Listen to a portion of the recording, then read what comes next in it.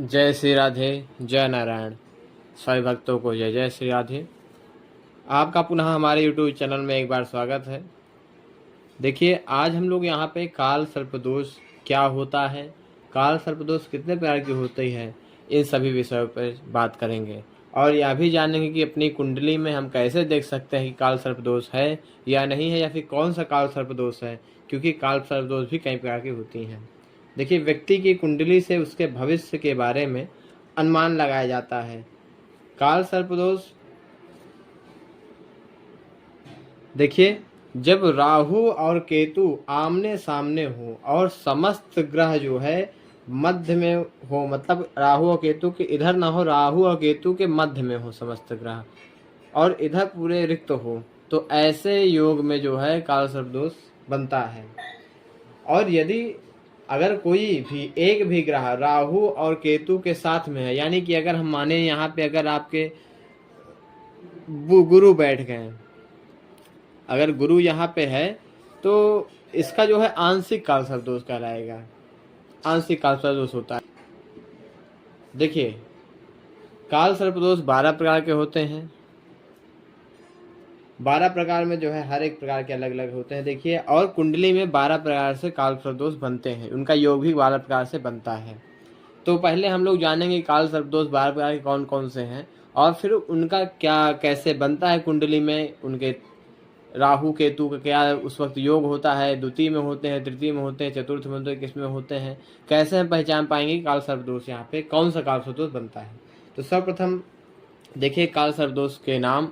अनंत काल सर्पयोग, दूसरा कुलिक काल सर्पयोग, तीसरा वासुकी काल सर्पयोग, चौथा शंखपाल काल सर्पयोग, चौथा पांचवा पद्म काल सर्पयोग, छठवा महापद्म काल सर्पयोग, सतवा करकोटक काल सर्पयोग, आठवां तक्षक काल सर्पयोग, नौवां शंखचूर्ण काल सर्पयोग, 10वां घातक काल सर्पयोग, 11वां विषधर काल सर्पयोग, 12वां शेषनाग काल सर्पयोग।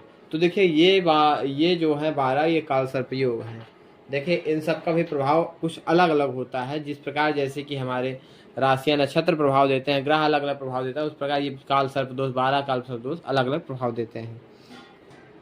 देखिए, जब जातक की कुंडली में अनंत काल सर्पदोष तब बनता है जब राहु ग्रह लग्न में अथवा प्रथम भाव में, प्रथम घर में हो, और केतु 7वें घर में मौजूद हो, अर्थात 1 2 3 4 5 6 7 7वें घर में अगर केतु मौजूद है तो वहाँ पे जो है, और इस प्रकार शेष सभी ग्रह दोनों छाया ग्रहों के बीच में आ जाते हैं। जैसे कि ये छाया ग्रह के बीच में आ गए हैं, तो दोनों जब छाया ग्रहों के बीच में आ जाए तब फिर लंबे समय के लिए जो है जातक को संघर्ष करना पड़ जाता है, और उसमें जो है अनंत काल सर्पयोग बनता है। देखिए, अब दूसरा नंबर जो आता है वो कुलिक काल सर्पदोष। देखिए, कुलिक काल सर्पदोष तब बनता है जब जातक के कुंडली में दूसरे भाव में राहु हो और 8वें घर में जो है केतु हो, और सभी जो ग्रह हो वो छाया ग्रह हो सभी, जैसे कि या फिर इधर हो या इधर। तो जैसे यहाँ पे आपके सूर्य दिया हो, गुरु हो, यहाँ शुक्र हो, यहाँ शनि हो, यहाँ बुध भी शुक्र के साथ हो, यहाँ भौम हो, तो इस प्रकार कोई भी ग्रह इधर ना हो, सभी ग्रह इधर हो और ये दूसरे भाव में हो, और केतु 8वें भाव में हो। तो इस प्रकार जब योग बनता है तो वहाँ पे जो है कुलिक काल सर्पदोष होता है। देखिए, एक बार फिर समझ लीजिए, छाया ग्रह मतलब कि एक ही तरफ, इन दोनों के मध्य में, यहाँ से इधर ही, इधर नहीं, इन दोनों के मध्य में राहु केतु सदैव कुंडली में आमने सामने ही बैठते हैं। अगर राहु तीसरे घर में है तो केतु 8वें घर में रहेगा, राहु चौथे घर में है तो केतु 10वें घर में रहेगा, इस प्रकार रहते हैं। तो यानी कि अगर राहु दूसरे घर में है और केतु 8वें घर में है, और सभी जो ग्रह वो छाया ग्रह में है, मतलब कि इस साइड ही है, तो यहाँ पे जो है कुलिक काल सर्पदोष बनेगा। देखिए, इसी प्रकार वासुकी काल सर्पदोष, वासुकी काल सर्पदोष तब बनेगा, देखिए, जब राहु तीसरे भाव में हो और केतु जो है वो 9वें भाव में हो। साधारण सा है, राहु जब तीसरे भाव में हो, केतु जब 9वें भाव में हो, सभी जो ग्रह वो इस छाया ग्रह में हो, इधर कोई भी ग्रह ना हो, तब जो है वहां पे राहु और केतु के बीच में ही सब ग्रह हो, इधर ना हो, तब वहां पे जो है बनेगा आपका वास्तविक काल सर्प दोष। इसी तरह जो है संखपाल काल सर्प दोष। देखिए संखपाल काल सर्प दोष तब बनेगा जब राहु चौथे भाव में हो और केतु 10वें भाव में हो।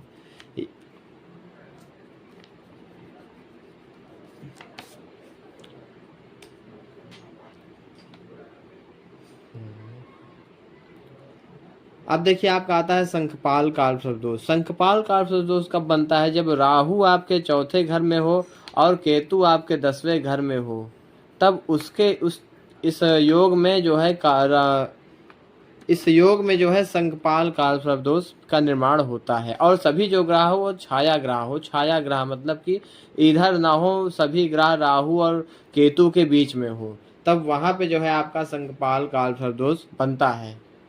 देखिए फिर आता है 5वां नंबर पद्मकाल सर्पदोष। पद्मकाल सर्पदोष तब बनता है जब राहु आपके 5वें घर में हो और केतु आपके 11वें घर में हो, तब वहां उस योग के निर्माण में आपका पद्मकाल सर्पदोष का निर्माण होता है। और सभी जो ग्रह हो वो यहाँ छाया ग्रह हो, राहु और केतु के बीच में ही हो। सभी ग्रह जो सूर्य, भौम, बृहस्पति, गुरु, शुक्र इत्यादि जो भी ग्रह है वो इसी बीच में हो, या फिर इधर हो, इधर ना हो, राहु या केतु के बीच में ही हो। और राहु केतु के बीच में जब रहते हैं तो इस प्रकार में काल सर्पदोष बनता है। काल सर्पदोष तभी बनेगा जब राहु और केतु आमने सामने हमेशा रहते हैं और उसके बीच में छाया ग्रह में सभी ग्रह हो, या इधर या फिर इधर, तब आपको काल सर्पदोष का निर्माण होता है। तो जब राहु 5वें भाव में हो और केतु 11वें भाव में हो, तब वहां पे पद्म काल सर्पदोष का निर्माण होता है।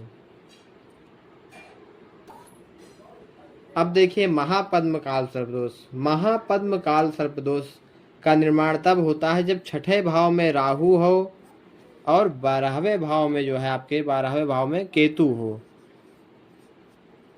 इसका जब योग होता है इस प्रकार, और सभी जो ग्रह हो वो छाया ग्रह अर्थात इसी बीच में हो, जैसे कि 5वें घर में आपके भौम हो और बुध हो, फिर गुरु हो, यहाँ पे शुक्र भी बैठा हो, यहाँ पे आपके शनि हो, तो इसी तरह जो है यहाँ प्लूटो हो।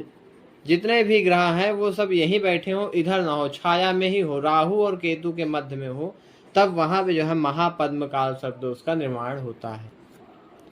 देखिए तक्षक काल सर्पदोष। तक्षक काल सर्पदोष का निर्माण तब होता है जब जातक की कुंडली में राहु जो है वो 7वें भाव में हो और केतु जो है वो लग्न भाव अर्थात प्रथम घर में हो, और जो शेष ग्रह हैं वो इनके मध्य में हो। तो इस स्थिति में जातक की कुंडली में तक्षक काल सर्पदोष का निर्माण होता है। जो शेष सभी ग्रह हो वो राहु केतु के बीच में हो, या फिर इधर या इधर ही हो, बीच में इधर ना हो ना ही कोई ग्रह इधर हो। तो जब इस तरह बीच में होते हैं सभी ग्रह, तो वहां जो है तक्षक काल सर्पदोष का निर्माण होता है। देखिए कर्कोटक काल सर्पदोष। कर्कोटक काल सर्पदोष का निर्माण तब होता है जब कुंडली में राहु केतु क्रमशः 8वें, राहु 8वें हो और केतु क्रमशः दूसरे भाव में हो, तब और जो 7 ग्रह हो वो इनके मध्य में हो। तो इस तरह जातक की कुंडली में कर्कोटक काल सर्पदोष का निर्माण होता है। देखिए अब आता है 9वां शंखचूर्ण काल सर्पदोष। देखिए शंखचूर्ण काल सर्पदोष जब जातक की कुंडली में राहु 9वें घर में हो और केतु जो है आपके 3रे घर में हो, तो इस तरह के योग में और सभी जो 7 ग्रह हो वो मध्य में हो राहु और केतु के, तो इस तरह जब योग बनता है तब जातक की कुंडली में शंखचूर्ण काल सर्पदोष का निर्माण होता है। देखिए जब जातक की कुंडली में राहु 10म भाव में एवं 4th भाव में केतु हो, तब इस तरह और जो सभी ग्रह हो उनके मध्य में हो, तब इस तरह के योग में घातक काल सर्पदोष का निर्माण होता है। देखिए अब आता है 11वां विषधार काल सर्पदोष। देखिए जब जातक की कुंडली में एकादश में राहु हो और 5म भाव में केतु हो, तो इस तरह के योग में और जो सभी ग्रह हो वह मध्य में हो, तो विषधर काल सर्पदोष का निर्माण होता है।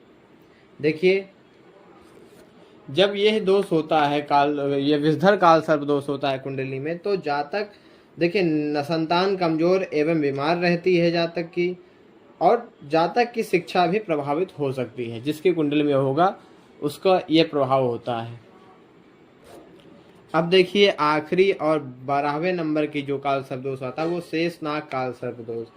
जातक की कुंडली में द्वादश भाव में राहु तथा छठवें भाव में केतु हो तो इस तरह, और सभी ग्रह उसके मध्य में हो तो इस तरह के योग में काल सर्प दोष, शेषनाग काल सर्प दोष बनता है। जातक को विश्वासघात एवं दुश्मन से सदैव खतरा रहता है। जातक को विकार इत्यादि संबंधित परेशानियां सदैव बनी रहती हैं।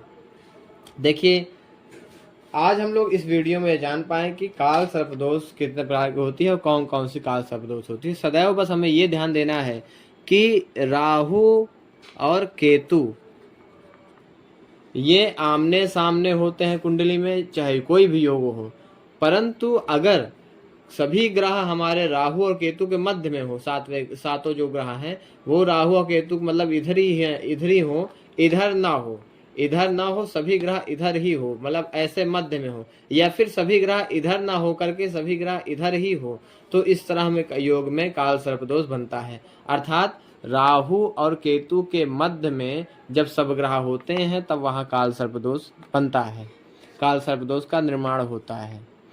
आज आपको अगर यह वीडियो अच्छी लगी हो तो कृपया आप इसको लाइक करें, शेयर करें, क्योंकि यह जानकारी अधिक से अधिक लोगों तक पहुंच सके और सभी का जो कि इसको नहीं जानते हैं, काल सर्पदोष के विषय में नहीं जानते हैं, उनको भी यह जानकारी प्राप्त हो और सदैव प्रसन्न रहें, अपने परेशानियों को दूर कर सकें, अपने आ रही शिक्षा में बाधा को दूर कर सकें, घर में आरोग्यता प्राप्त कर सकें, धन धान इत्यादि प्राप्त कर सकें, और इससे आपका भी कल्याण होगा, क्योंकि किसी न किसी व्यक्ति की आपके द्वारा मदद हो सकती है। तो कृपया मदद करें। और देखिए मैं पूरा यही प्रयास कर रहा हूं कि आपको इस तरह की अच्छी जानकारियां प्राप्त करा सकूं, जिससे कि आपको कहीं परेशान न होना सके, कहीं आप भटके नहीं, आप कुछ उपाय करके घर में अपने आप को शांति प्राप्त करा सकते हैं। जय श्री राधे, जय नारायण, धन्यवाद।